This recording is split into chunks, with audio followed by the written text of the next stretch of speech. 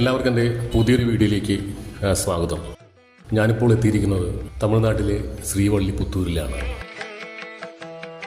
മാടവറവിളകം വൈദ്യനാഥർ ക്ഷേത്രം തമിഴ്നാട്ടിലെ വിരുദനഗർ ജില്ലയിലെ ശ്രീവള്ളിപുത്തൂരിലാണ് ഈ ക്ഷേത്രമുള്ളത്.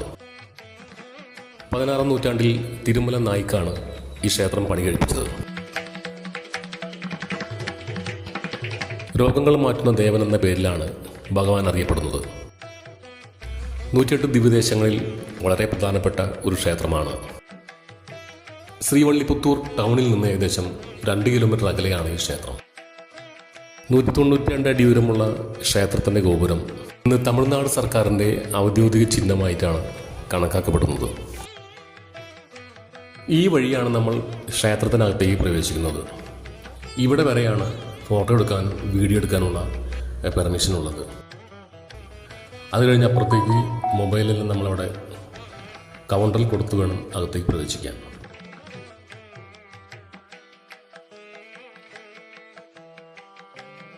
ഈ അടുത്ത കാലത്ത് നിർമ്മിച്ചതെന്ന് തോന്നുന്ന ക്ഷേത്രത്തിലെ ഹാളിൻ്റെ മേൽക്കൂരയുടെ അടിഭാഗമാണ് നമ്മൾ ഈ കാണുന്നത്.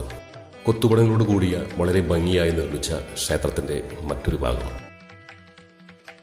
ദ്രാവിഡ വാസ്തുവിദ്യ ശൈലിയാണ് ഇവിടെയും അവലംബിച്ചിരിക്കുന്നത്.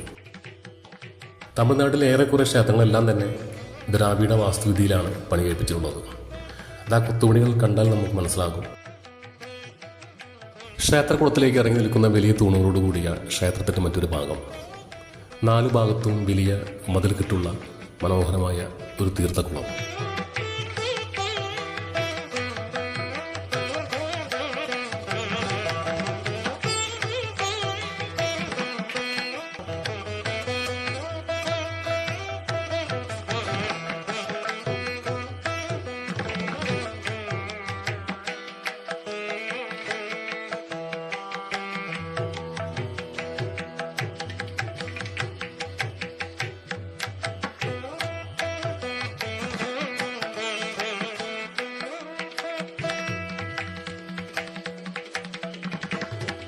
ക്ഷേത്രത്തിൻ്റെ മുൻപിൽ തന്നെയുള്ള വലിയൊരു ക്ഷേത്രക്കുളം.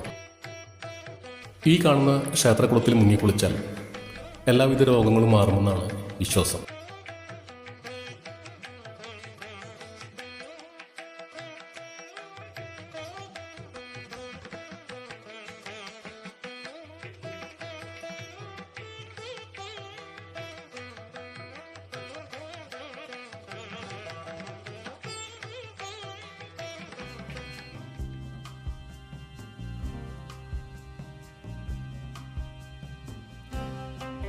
ആ ദൂരെ കാണുന്ന ആ ക്ഷേത്രഗോപുരം ശ്രീവള്ളിപുത്തൂരിലെ പ്രശസ്തമായ മറ്റൊരു ക്ഷേത്രത്തിൻ്റെ ക്ഷേത്രഗോപുരമാണ്.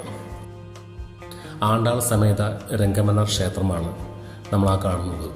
നിരവധി ദേശാടന പക്ഷികൾ ദിനം പ്രതി വന്നു പോയിക്കൊണ്ടിരിക്കുന്ന ഒരു സ്ഥലവും കൂടിയാണ് ഈ തടാകം. പെരിയകുളം കൺമൈ എന്നാണ് ഈ തടാകത്തിൻ്റെ പേര്.